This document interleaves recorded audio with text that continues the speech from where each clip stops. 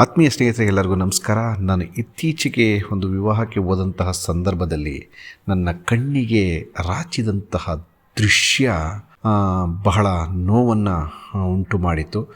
ಅನ್ನವು ಜೀವರಕ್ಷಕವಿದ್ದಂತೆ ಅನೇಕ ವಿವಾಹ, ಗೃಹ ಪ್ರವೇಶ, ಕಲ್ಯಾಣ ಮಂಟಪ, ಶುಭ ಕಾರ್ಯಗಳು, ಸಭೆ ಸಮಾರಂಭಗಳಲ್ಲಿ ಲಕ್ಷಾಂತರ ರೂಪಾಯಿಗಳನ್ನು ಖರ್ಚು ಮಾಡಿ ಪುಷ್ಕಳ ಭೋಜನವನ್ನು ತಯಾರಿಸಿ ಉಣಬಡಿಸುತ್ತಾರೆ. ಆದರೆ ಕೆಲವರು ಸಂಪೂರ್ಣವಾಗಿ ಊಟವನ್ನು ಮಾಡದೆ ಶ್ರೀಮಂತಿಕೆ, ಒಂದು ಪ್ರತಿಷ್ಠೆಯ ಪ್ರದರ್ಶನಕ್ಕಾಗಿ ಎಲೆಯಲ್ಲಿ ಅರ್ಧಂಪರ್ಧ ಊಟವನ್ನು ಬಿಡುತ್ತಾರೆ.